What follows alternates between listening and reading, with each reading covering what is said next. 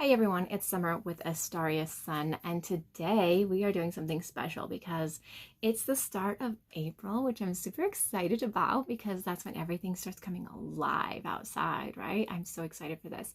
But also, I'm doing an April collaboration with 3 other channels called Witchy Wisdom Wednesdays. And I will leave the channel names down in the description below, okay? So you can click on over to them. So who I'm participating with is Pagan Pathways. She started this with us. And also Amethyst Ascension and also Earth Spider Weaver. So be sure to check out their channels. And we're going to do this every single Wednesday, but it won't always be on the same subject. So this first subject is 6 witchy tips, and we could take them any direction we want. So my witchy tips are going to be fairy related. Oh, come on. You're not surprised, are you? If you're surprised, you haven't been playing on my channel for very long. All right, so I have my 6 tips like written out down here so that I can kind of keep myself on track, even though I'm not sure how well it's going to work. But anyways, I want to be able to help you guys connect with the Fae, and it's not just for witches, it's for anybody. But, you know, I do know a lot of witchy type people, pagan type people who do say, hey, you know, I don't see a fairy. So maybe you don't see them, but there are ways for you to know that they are there and that they might be interested in connecting with you. And there are ways that you can try to connect with them and see if you get a response. So let's jump into that. I'm going to give you 6 tips. And again, not all the channels are doing 6 tips on fairy. They're just doing 6 tips on their channels. So those 3 other channels are going to have 6 different tips for you. So be sure to go check them out. And if you want to jump in on this, feel free. Put your 6 tips up. I'll go watch it. All right, so my first tip is acknowledging the Fae are there. That acknowledgement can go a great distance in helping you connect with Fae or fairies. That acknowledgement is saying, instead of it's just the leaves rustling outside, maybe you notice it a little louder than you did yesterday, and suddenly it became something like you actually noticed. Oh my gosh, the leaves are really loud today. What in the world? And you automatically assume, oh, the wind's just rustling them all over the place, right? And I live in a really windy city, so yeah, my brain will sometimes go there. But I also have to remind myself that leaves and stuff rustling on the trees and within nature is also a way for communication between Fae.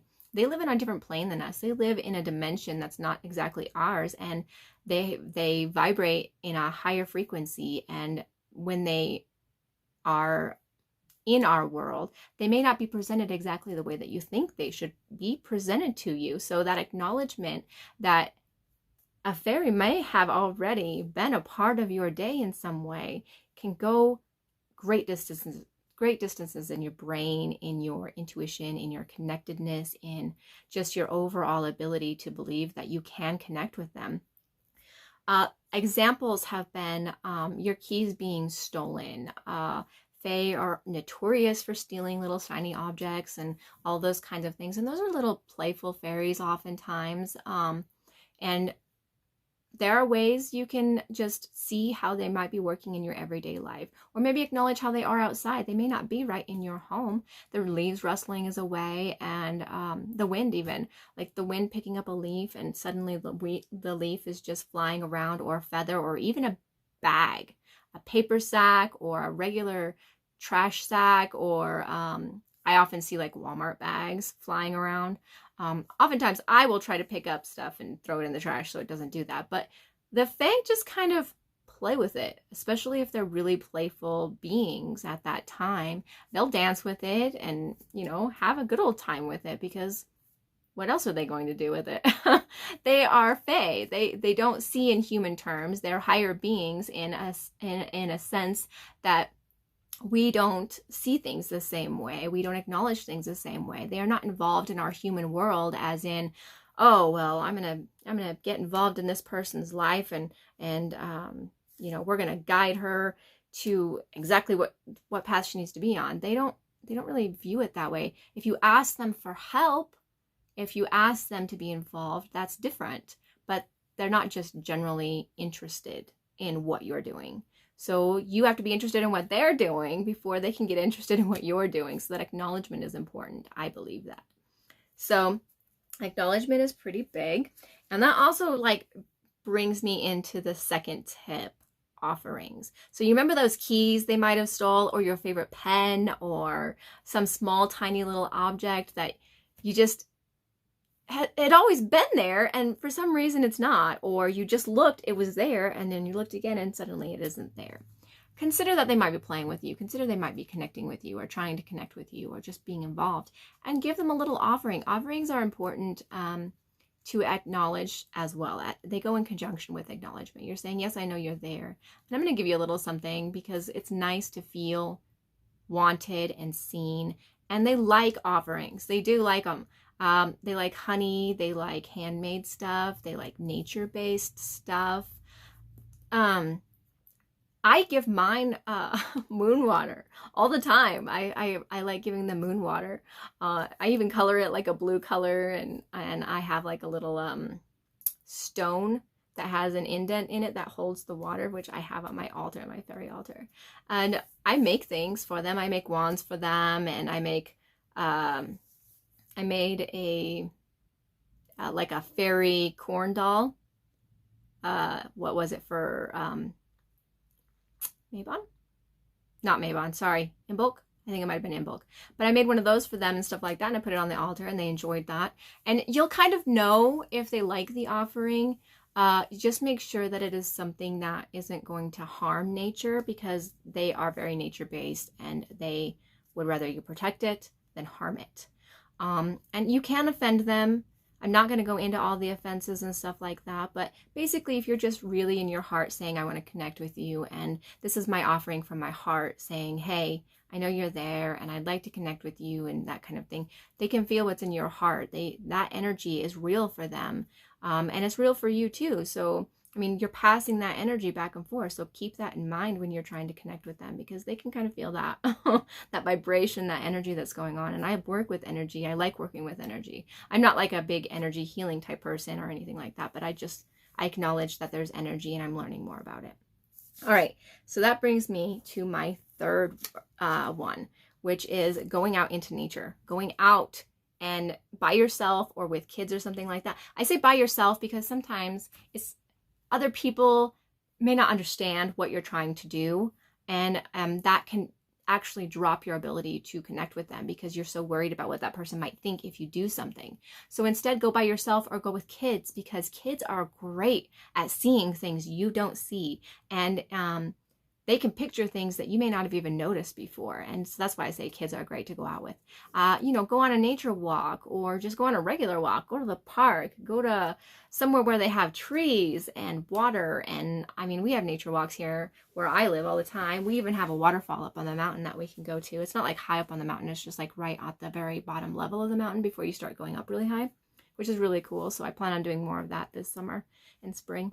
But go out and like look for them. Acknowledge the trees, because honestly, I believe trees are not only nature, but they are a growing thing. 90% of the stuff that's out there growing is a thing, and it's a growing thing, and it's a live thing. But trees actually talk to each other.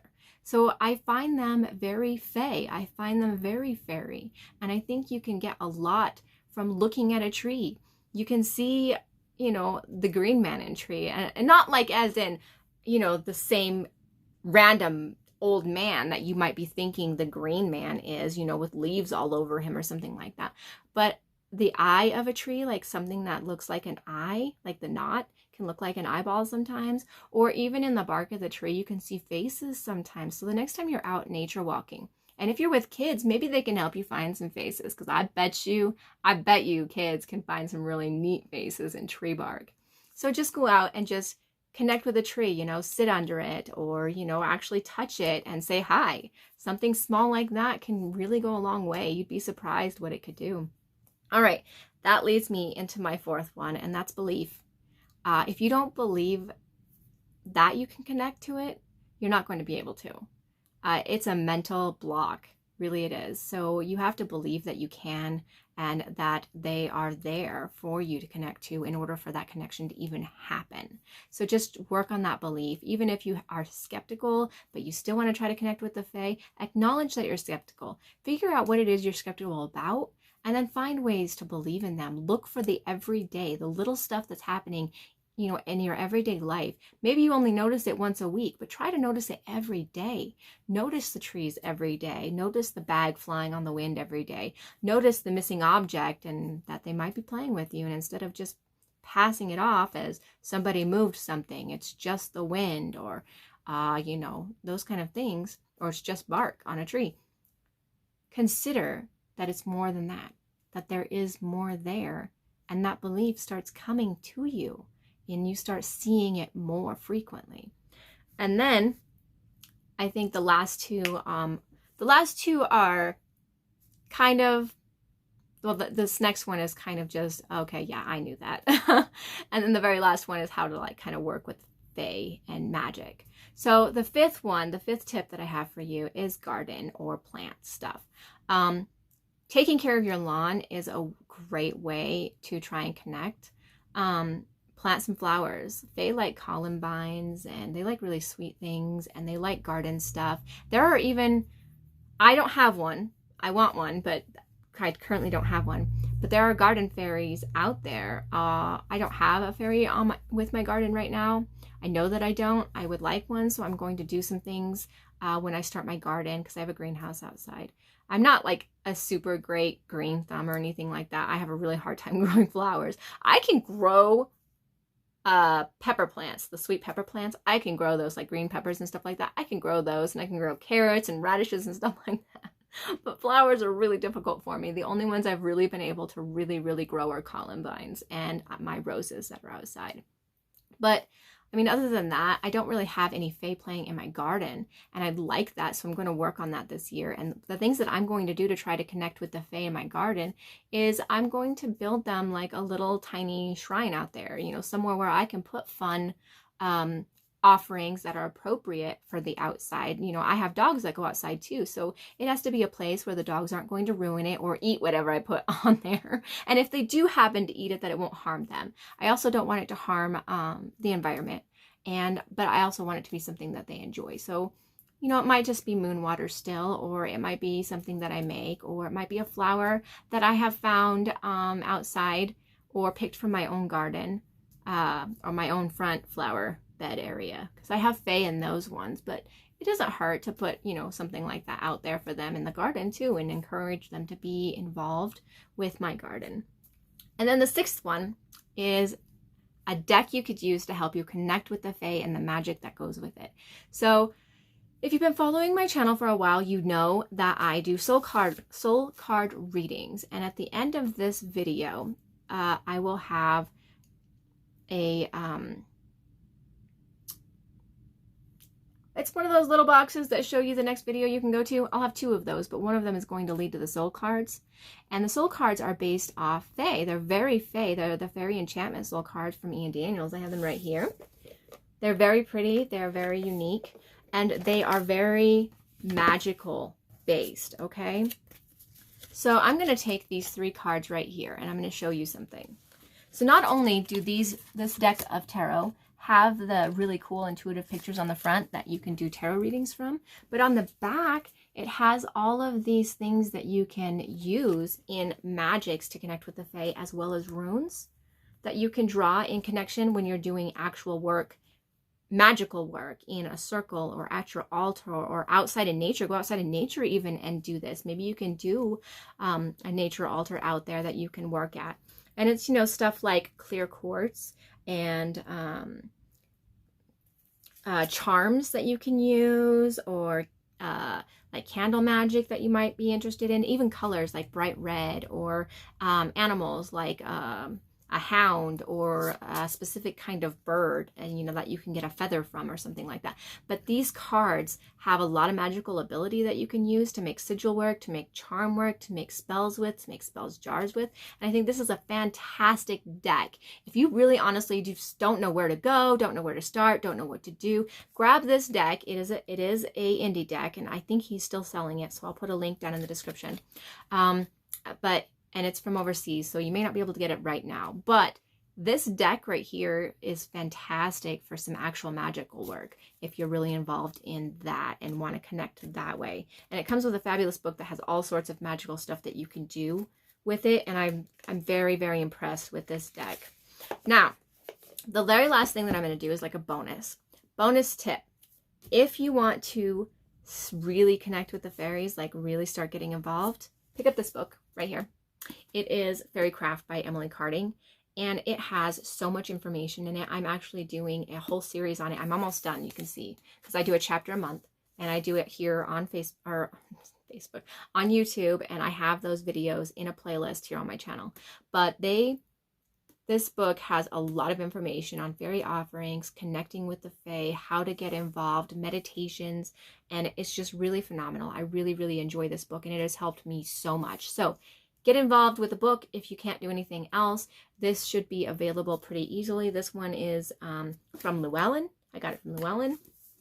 So you could probably order it and have it at the house, and while you're in quarantine or whatever else that's keeping you at home, you can read this book and start doing some of the stuff that's involved with that. Okay, so I hope you enjoyed my tips, my witchy fae tips. If you have any questions, please leave them in the comments. I will do my best to answer them, but do know that just because you can't see them doesn't mean that they're not there. And I know that there's lots of people who want to see them, and just consider the tips that I've already given, because if you start trying, if you start acknowledging, you start actually believing instead of blocking yourself, you'll probably see a lot more than what you did before, and get rid of the expectation that you're just going to see this little Tinkerbell flying around. That's probably not what you're going to see. You might see a face in a tree bark, or you might see a feather flying around and dancing, or you might hear the leaves and trees bustling all over the place. So just keep that in mind, that you may have already seen it and didn't even realize it, okay? So all right, you guys have a